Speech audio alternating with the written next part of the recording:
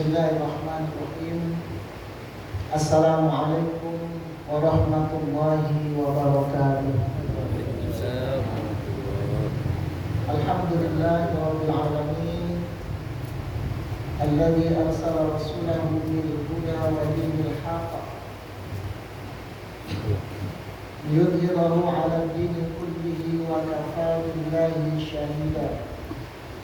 Asyhadu an la ilaha illallah wa asyhadu anna Muhammadan abduhu wa rasuluh. Allahumma 'allimna ma yanfa'una wa anfa'na ma 'allamtana wa zidna 'ilma. Bapak Ibu kaum muslimin dan kaum muslimat, semoga dirahmati Allah Subhanahu wa taala. Tidak berhenti kita bersyukur kepada Allah. Alhamdulillahirabbil alamin. Kembali kita bisa dipertemukan Allah di sebuah tempat yang sangat mulia ini, yaitu di salah satu masjidnya. Semoga pertemuan kita adalah pertemuan yang baik, pertemuan yang membawa rahmat, dan ketika kita pulang nanti berpisah, maka diampuni dosa-dosa kita semuanya. Amin ya rabbal alamin. Masjid ini adalah tempat yang mulia, walaupun dalam agama kita ini tidak ada satu kelebihan masjid yang satu dengan masjid yang lain, sehingga tidak ada perintah bagi kita untuk berpindah dari satu masjid ke masjid yang lain karena merasa salah satu masjid itu lebih utama, kecuali 3 masjid. Selain daripada 3 masjid itu, maka semua masjid itu kedudukannya sama sepanjang tidak ada yang menyalahi syariah. Ambo beberapa waktu yang lalu, 2 bulan yang lalu lah, keliling Jawa, banyak masyarakat yang ziarah ke masjid. Salah satu adalah masjid-masjid peninggalan Wali Songo, atau masjid-masjid bersejarah yang dibuat oleh para penyebar Islam. Itu ratusan tahun sebelum kita hidup ini. Ada namanya Masjid Demak di Jawa Tengah. Banyak masjid itu sehingga banyak sekali orang menziarahinya. Dan banyak orang menziarahi, dan juga berziarah kepada makam-makam, kubur-kuburan para wali Songo, penyebar agama. Lalu ketika kita tanya kenapa Bapak atau kenapa jamaah banyak datang ke sini, maka ada yang mengatakan masjid ini adalah masjid yang karomah. Masjid ini adalah masjid yang memiliki kemuliaan karena didirikan oleh wali Allah. Maka kita harus memahami ini betul, bahwa berdasarkan nas yang disebutkan oleh Rasulullah, masjid yang utama itu hanya 3. Walaupun hari ini kita hanya bisa mengunjungi 2 masjid. Masjid yang paling utama di muka bumi ini adalah Baitullah, yang dibangun oleh siapa yang membangun Masjid Haram? Siapa yang membangun Ka'bah? Ya, anggaplah Nabi Allah Ibrahim alaihissalam yang memperbaiki Ka'bah itu Nabi Allah Ibrahim alaihissalam. Maka masjid yang paling utama di muka bumi ini adalah masjid yang di dalamnya terdapat Ka'bah. Masjid tersebut adalah Masjidil Haram. Maka kita boleh bercita-cita ke sana. Buat pergi daftar.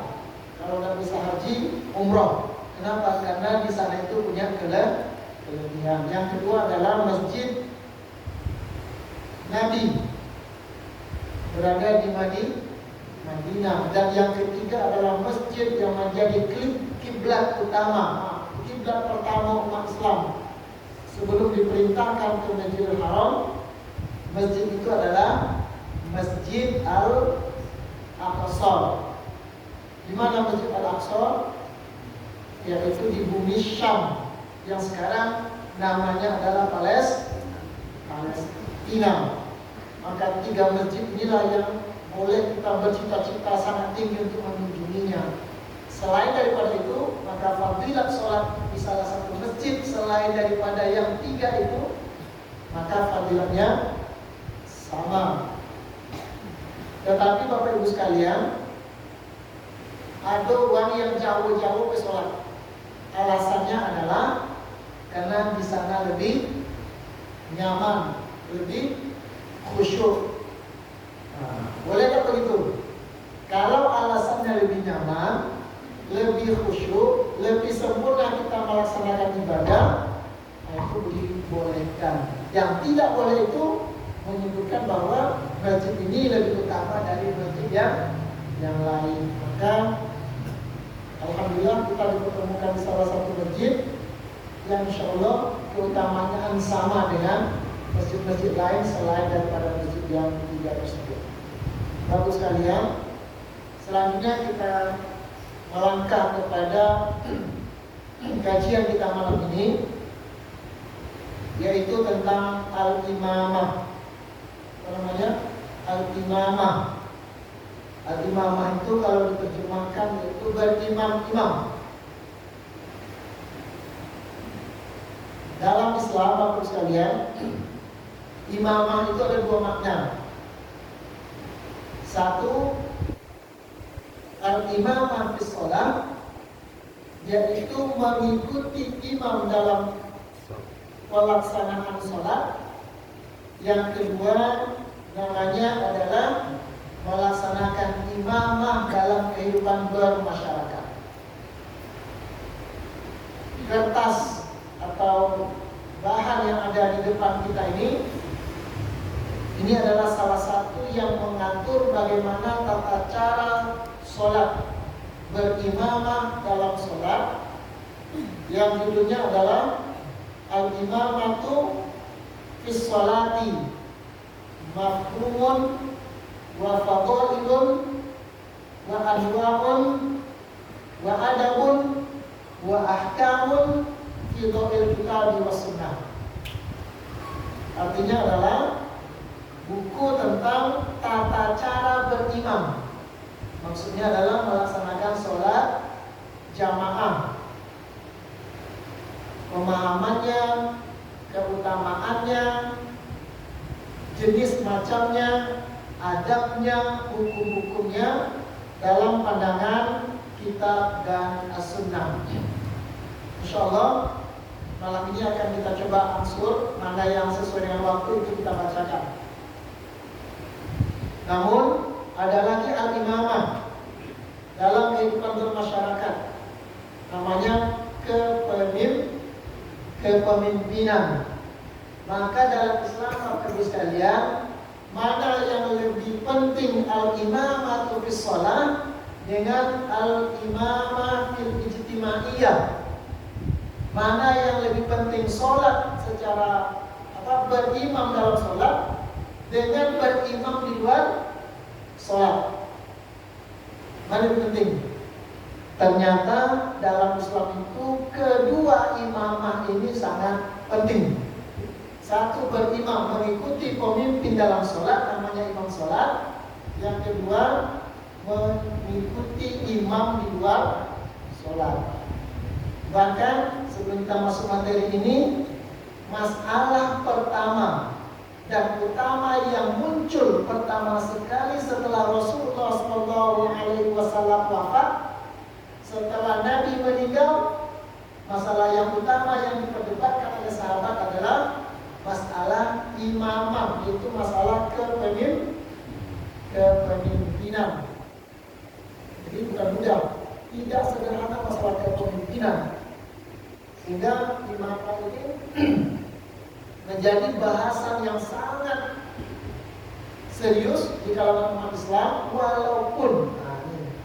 walaupun akhirnya sekarang persoalan imamah, persoalan berimam di tengah masyarakat ini hari demi hari sudah mulai ditinggalkan orang, sehingga umat Islam hanya mengetahui ada imam di dalam sholat. Padahal tadi saking pentingnya imam, maka berdebatlah, berdiskusilah umat Islam waktu itu siapa yang akan menjadi pemimpin setelah Nabi meninggal. Karena begini waktu sekalian, kalau kita lihat buku yang dikarang oleh Imam Al-Mawardi, seorang ulama Asy-Syafi'iyah, dengan judul Al-Ahkam As-Sultaniyah, yaitu hukum bernegara, maka di situ disebutkan begitu kita buka buku halaman pertama, lembaran pertama kita buka, apa yang ditulis Imam Al-Mawardi? Dia katakan al-imamatu mawdu'atun li khilafatin nubuwati fi hirasatid dini wa siyasatid dunya. Menurut Imam Mawardi, imamah itu adalah sebuah lembaga yang dibentuk mawdu'atun li khilafatin nubuwah, untuk mengganti misi kenabian. Kenapa disebut misi kenabian? Nabi tidak bisa diganti karena Muhammad itu adalah khatamul anbiya wal mursalin, nabi terakhir. Tetapi kepemimpinan Nabi di atas umat Islam itu harus diganti. Maka dalam apa tugasnya? Dua saja, fi hirasatid din, yaitu dalam rangka menjaga agama. Yang kedua, wasiyasatid dunia, yaitu mengatur kemaslahatan dunia bagi rakyat. Nah, itu al-imamah sangat penting. Ibu, bapak-bapak sekalian, sekaranglah kita baru terasa al-imamah itu sangat penting.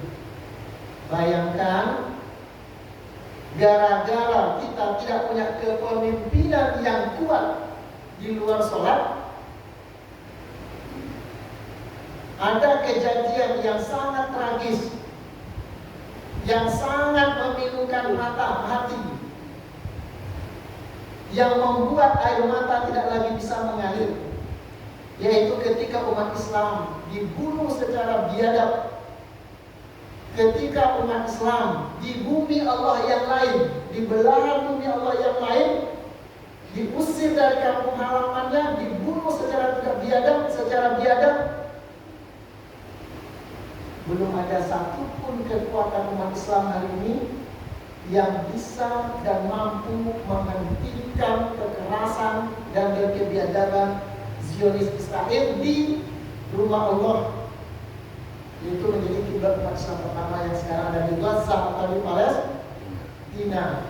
Kenapa Bapak sekalian bisa perlu sampaikan? Karena umat Islam sudah terlalu lama memahami bahwa imam itu hanya ada di dalam sholat, sementara di luar sholat sudah lama kita kehilangan imam. Apa maksudnya? Sudah lama kita kehilangan kepemimpinan yang bisa memberikan respon cepat ketika umat Islam menghadapi masalah. Dan sudah berapa lama kita seperti ini? Lebih kurang 1 abad, lebih kurang 100 tahun. Dari mana kita tahu 100 tahun umat Islam hanya mengenal imam sholat saja, tapi tidak lagi mengenal imam dunia, imam masyarakat? Yaitu tepatnya bulan Maret 1924, seorang sekuler yang bernama Mustafa Kemal Atatürk dengan resmi mengakhiri kepemimpinan umat Islam dunia dan menghapus persoalan kepemimpinan tersebut di bumi, yaitu dengan menyatakan robohnya atau berhentinya, bubarnya Ottoman Empire atau kerajaan Turki Utsmani di Turki. Bulan berapa? Bulan Maret 1924. Sekarang November, Desember, Januari, Februari, Maret, lebih kurang 3 bulan lagi genap 100 tahun umat Islam tidak memiliki kepemimpinan yang ada di dunia. Saudi boleh menjadi negara, Mesir boleh menjadi negara, Indonesia boleh menjadi negara. Tetapi penderitaan kaum muslimin di tempat lain karena kita tidak punya kepemimpinan, akhirnya kita tidak berdaya menghentikan kebiadaban terhadap umat Islam. Wajarlah Syekhul Islam Ibnu Taimiyah menulis sebuah buku yang sangat bagus sekali, dan ini saya selalu promosikan setiap kajian. Beliau menulis buku As-Siyasah Asy-Syar'iyyah fi Islahir Ra'i war Ra'iyah, yaitu politik Islam, siasah syariah dalam rangka memperbaiki rakyat, dalam rangka memperbaiki ra'i, pemimpin, war ra'iyah, dan juga rakyat. Apa yang ingin Taimiyah? Bahwa kepemimpinan itu sangat penting. Maka sekarang tidak ada lagi air mata, tidak ada lagi air mata yang kita tumpahkan melihat kesedihan, yang melihat kondisi yang sekarang menderai umat Islam di Palestina. Padahal Palestina itu adalah kampung mereka. Palestina itu adalah tanah air mereka. Maka 100 tahun yang lalu numpang lawan Yahudi yang diusir di Eropa, dibantai oleh Hitler, lalu dikejar-kejar. Maka akhirnya mereka melobi Turki Utsmani supaya mereka diberi izin tempat numpang di salah satu bumi Syam, bumi yang penuh barokah, yaitu Palestina. Dan waktu itu umat Islam, orang Palestina menyambut dengan sebaik-baiknya, karena sifat Islam itu begitu. Tapi apa yang terjadi kaum muslimin yang berbahagia, hari ini tuan rumah sudah diusir paksa oleh tamu untuk meninggalkan rumah mereka. Dan apabila mereka bertahan, mereka dibunuh dan mereka ambil bukan hanya kamar mandi, tapi seluruh rumah itu diambil oleh tamu. Artinya apa? Bumi Palestina itu adalah kepunyaan kaum muslimin, hanya mereka numpang dan tinggal, dan akhirnya mereka diusir. Jadi saya selalu sampaikan kepada sekalian, kalau lihat peta dulu, anggaplah Israel itu putih, warna putih, dan Palestina itu warna hijau. Maka berapa tahun yang dulu, warna putih itu hanya nempel di sudut ini. Nah, maksudnya nempel di sudut ini, dan semua itu warna hijau. Artinya itu semuanya orang Palestina. Sekarang apa yang terjadi? Semuanya warna putih, kecuali ada 2 titik warna putih, warna hijau, yaitu di sini 1, di sini 1. Yang sebelah sini disebut Gaza, dan sebelah sana disebut tepi barat. Dan di antara Gaza dan tepi barat ini sudah menjadi perkampungan Yahudi Zionis, dan hari-hari mereka diusir. Dan Yerusalem dan Masjid Al-Aqsa sekarang masih dikuasai oleh Israel tersebut. Dan yang terakhir, Bapak Ibu sekalian, Gaza yang hanya sedikit hijau itu sekarang dibagi 2 lagi, Gaza Selatan dan Gaza Utara. Semua penduduk selatan itu disuruh, semua penduduk utara disuruh mengungsi ke selatan. Kenapa? Karena Gaza Utara itu dibombardir habis-habisan dan semua harus lari, kalau tidak mati. Dan itulah sekarang hasilnya 12.000 penduduk tidak berdosa meninggal, 4.000 diantaranya anak-anak. Dan apa yang terjadi 2 hari yang lalu, Bapak Ibu sekalian, mereka sudah mengirim pesan supaya tinggalkan Gaza itu, dan itu akan dikuasai oleh Israel. Tinggal lagi Gaza Selatan, Gaza Utara semakin kecil. Bapak Ibu sekalian, pertanyaannya, kenapa kita tidak bisa menghentikan kejahatan mereka. Karena umat Islam sibuk mengurus rumah tangganya masing. Kita sibuk dengan Gibran, Prabowo, Anies, apalagi Ganjar. Sementara orang di sana dibantai. Saudi sibuk mempertahankan negaranya supaya tidak diganggu oleh Amerika. Mesir sibuk dengan mereka, sehingga apa yang diderita oleh kaum muslimin sebagai kiblat pertama umat Islam itu seakan-akan tidak menjadi bagian dari tanggung jawab kita. Akhirnya kita berkesimpulan penyebabnya salah satunya adalah karena kita selama ini hanya mempopulerkan bahwa imamah itu, kepemimpinan itu hanya di dalam sholat. Di luar sholat kita tidak lagi bicara tentang kepemimpinan. Akhirnya tidak ada satu komando pun yang bisa mendorong umat Islam secara cepat. Bagus sekalian, padahal itulah dulu yang dikerjakan oleh umat Islam setelah Nabi meninggal. Maka musyawarahlah umat Islam untuk menjadi memilih pemimpin, yang akhirnya terpilihlah Abu Bakar As-Siddiq radhiyallahu anhu dan itu dari Umar bin Khattab dan seterusnya. Ini artinya adalah al-imamah di luar sholat. Nah, malam ini hanya kita sedikit mengkaji al-imamah di dalam sholat. Maka bagus sekalian, sebagai dasar kita akan bacakan sebuah hadis terkait dengan imam dalam sholat. Imam luar sholat suatu saat kita bahas.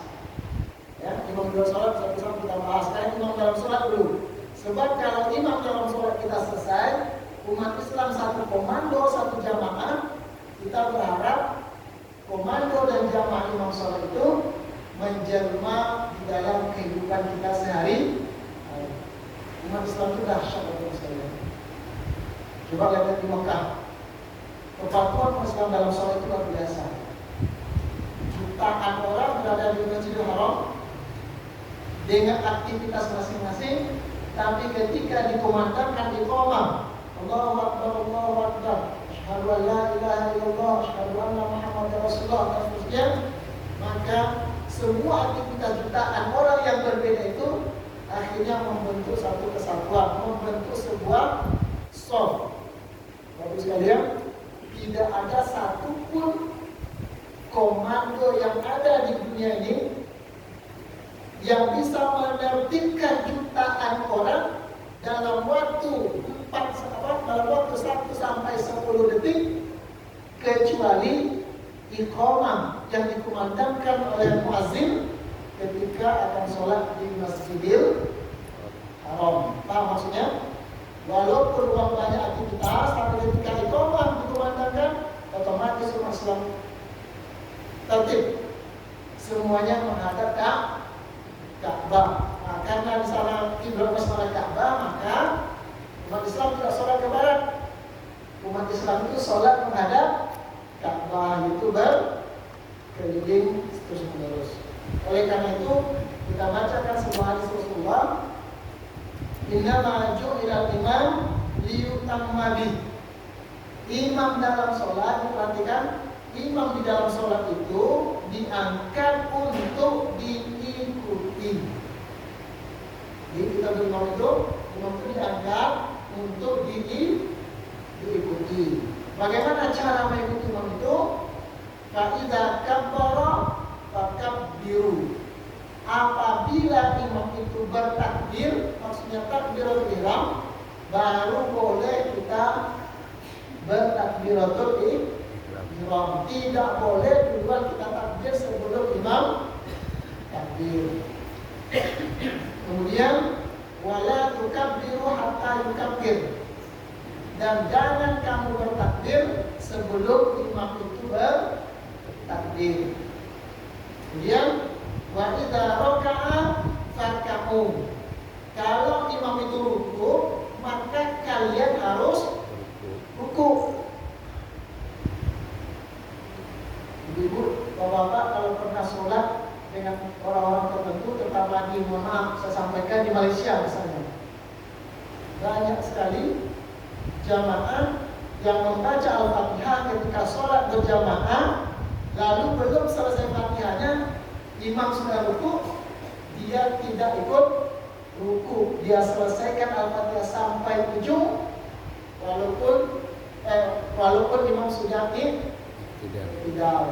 Maka konsekuensi kita bersolat jamaah ini, jangan pernah meninggalkan imam walaupun Al-Fatihah kita belum selesai. Paham ya? Jangan dipasrah dulu menyelesaikan Al-Fatihah, karena imam itu liyutam nabi. Wa idza raka'a farka'u, kalau imam itu ruku, maka kalian harus ruku. Kenapa? Karena imam itu adalah dhamin, yaitu penjamin bacaan-bacaan makmum.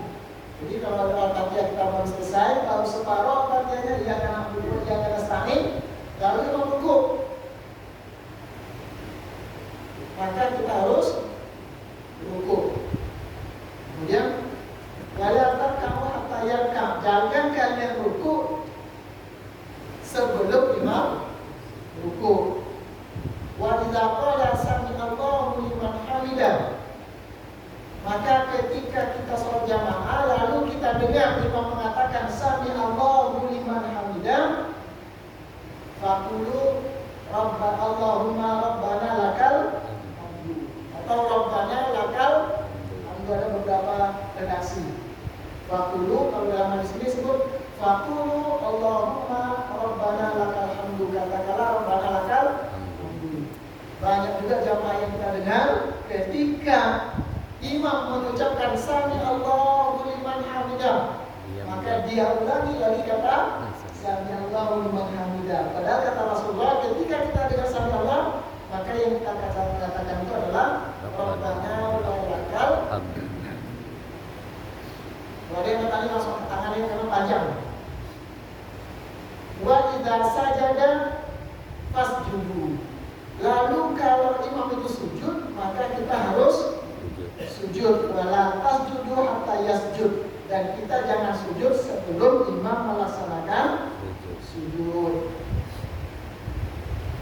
Wa idza shalla qa'iman, apabila dalam sholat jamaah fardu imam itu sholat dalam keadaan berdiri, fasallu qiyaman, maka sholatlah kalian dalam keadaan berdiri. Wa idza shalla qa'idan fasallu qu'udan ajma'un. Tapi kalau imam tidak bisa berdiri karena dia harus duduk, maka semua jamaah untuk sholat fardu harus duduk mengikuti imam. Oleh karena itu, maka biasanya imam kalau uzur harus sholat duduk, maka dia limpahkan, dia wakilkan kepada imam naib, yaitu pengganti imam. Bapak sekalian, hadis ini menunjukkan kepada kita betapa kita ini wajib patuh kepada imam. Kemudian jangan pernah mendahului imam.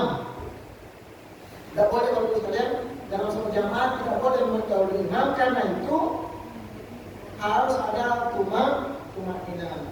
Dan ini juga akhirnya seorang imam juga paham bahwa kalau dia melakukan gerakan sebelum takbir, dia harus bergerak dulu.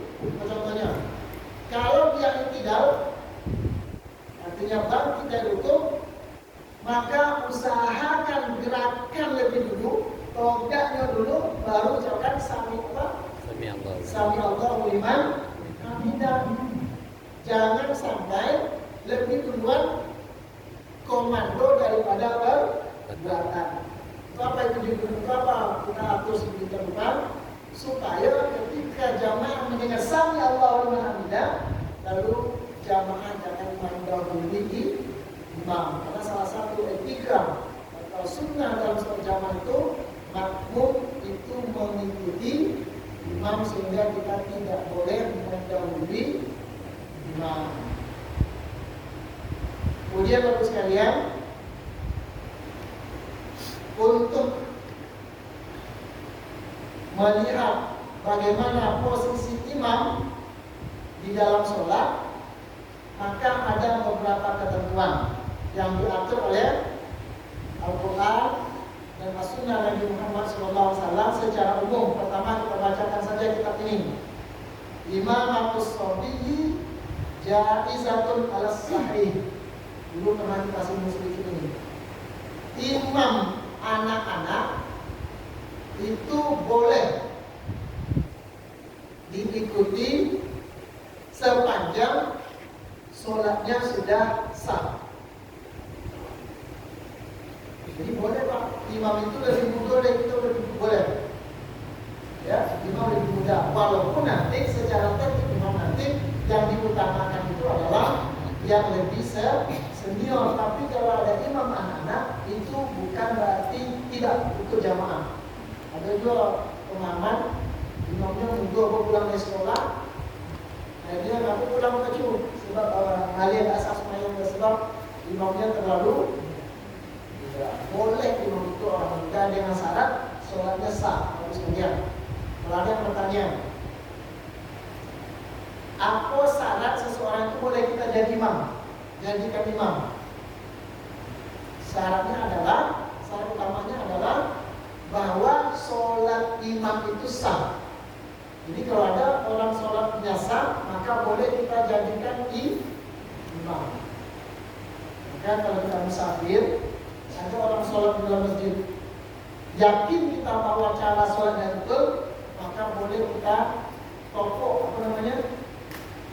kasih aba-aba bahwa kita mengikuti orang yang sedang sholat tersebut. Walaupun yang makmum itu lebih alim, lebih senior, tapi yakin sholat itu sah, maka boleh kita mengikuti sholat anak. Kemudian kita percepat yang kedua, imamatul a'ma sahihatun bila qira'atin, yaitu imam yang buta, imam yang tunanetra itu boleh kita ikuti dan sholatnya sah. Jadi kalau ada imam kita bisa melihat, lalu kita jadikan imam, kita belakang sempurna kata kita, maka kita boleh mengikuti imam yang kita. Nabi dulu pernah menunjuk Abdullah bin Umi Maktum untuk menjadi imam di sebuah tempat yang jamaahnya itu bisa melihat. Di sini disebutkan hadis Anas, anna Nabi sallallahu alaihi wasallam istakhlafa ibnu Ummi Maktum ya ummun nas wa huwa a'ma. Nabi pernah minta digantikan oleh imam Ibnu Ummi Maktum sebagai imam kaum muslimin wa huwa a'ma, padahal dia dalam keadaan tuna.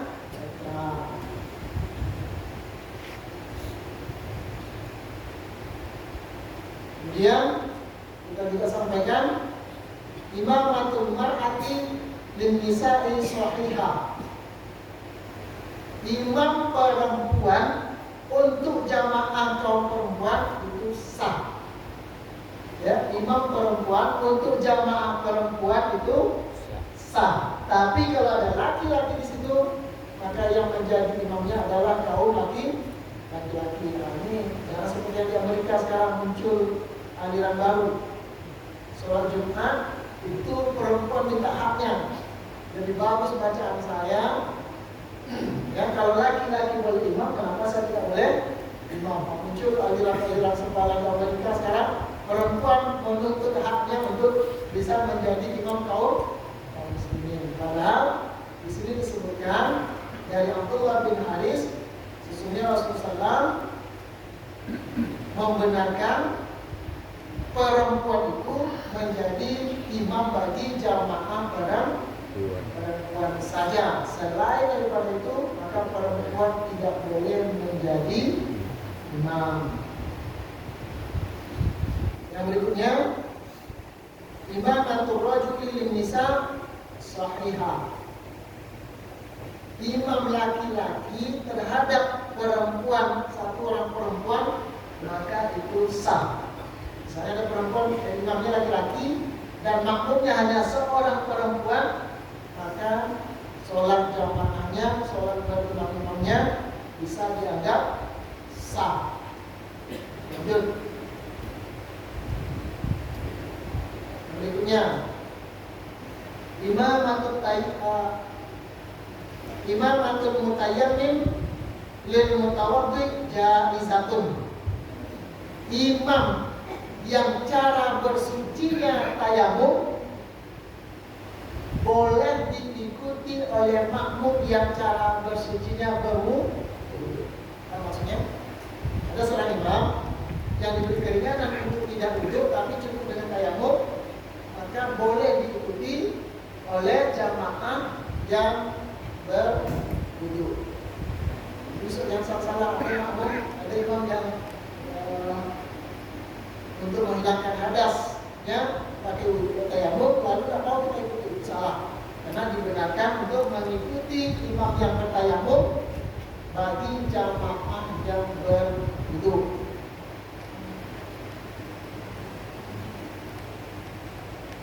Artinya, imamatul musafir lil muqimi sahihah.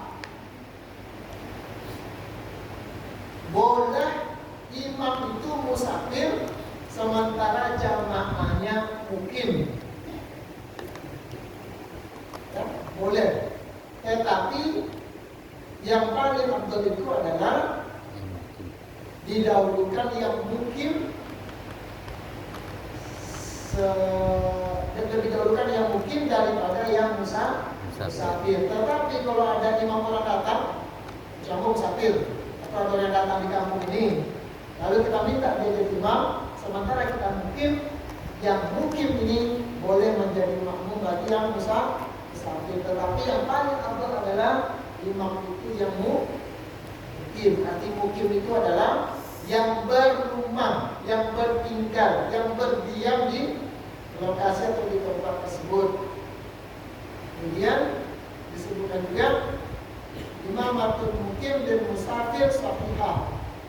Demikian juga imam yang menetap itu boleh diikuti oleh makmum yang musafir. Contohnya Pak, kita datang ke sebuah tempat, lalu kita musafir, tiba-tiba kita lihat orang sholat jamaah. Jangan ditunggu mereka selesai, ikuti saja, bergabung saja. Karena imam mukim itu boleh diikuti oleh makmum yang musafir. Nah, berikutnya lagi, imam sholat sunat boleh diikuti oleh makmum yang sholat fardu. Ini imam sholat sunat boleh diikuti oleh makmum sholat fardu. Sholat apa? Pasal dulu. Benar. Betul. Dia.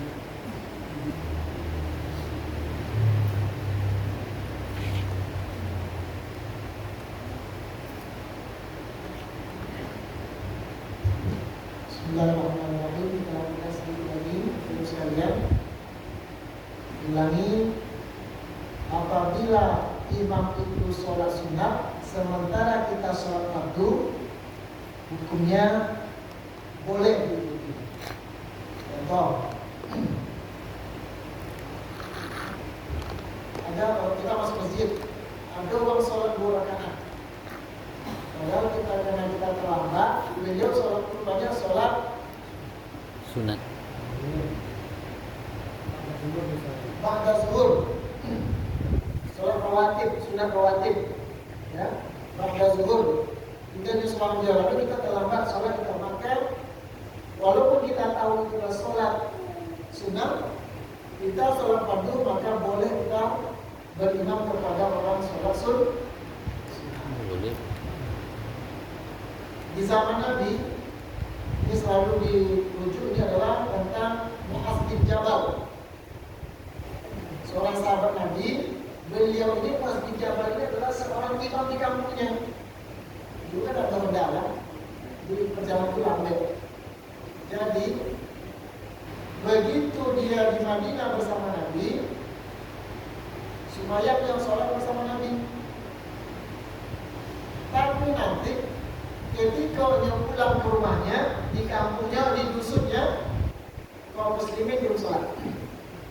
Kenapa? Karena menunggu imam. Maka hadisnya, karena yusolli ma'a Rasulullah sallallahu alaihi wasallam al-isya. Mu'az bin Jabal sholat di belakang Rasulullah. Kalau belakang Rasulullah berarti jadi makmum, yaitu sholat isya. Sumayati masjid qaumin, lalu dia pulang ke masjid kaumnya, itu ke dusunnya. Fa yusalli bihim tilka shalah, lalu dia menjadi imam, ikut sholat dengan mereka. Maka kata Rasulullah, lalu dilaporkan kepada Rasulullah, lam yankiru alaihi Nabi sallallahu alaihi wasallam, perbuatan Mu'az ini tidak pernah dibatalkan atau dilarang oleh Nabi. Begini, ketika dia Madinah, dia menjadi makmum Rasulullah, tapi sholat isya fardu.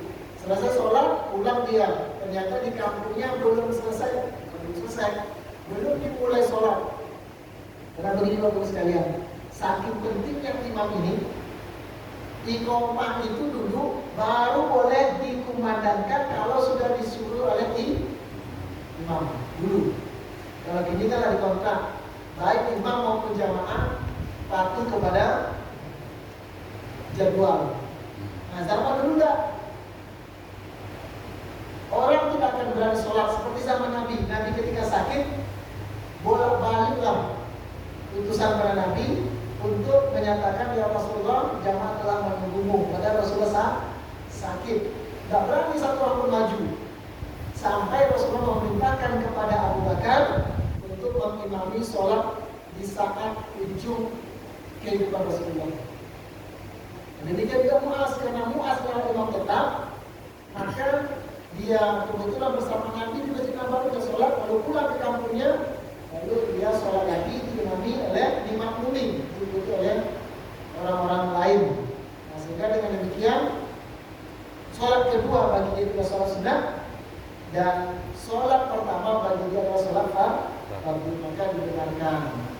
Kemudian juga bapak sekalian, tadi sebutkan kalau imam itu berdiri kita wajib berdiri, kalau imam itu duduk kita wajib duduk, kecuali jamaahnya untuk sholat sunnah, yaitu untuk sholat sunnah. Ketika imam berdiri, maka makmum boleh sholat duduk. Baik itu dia mampu berdiri maupun tidak kuat untuk berdiri. Contoh sholat tarawih. Besok kalau ada imam itu berapa juz satu malam? Hanya satu juz satu malam. Lalu pada malam itu konek, malam ikut. Malam itu sangat konek. Lalu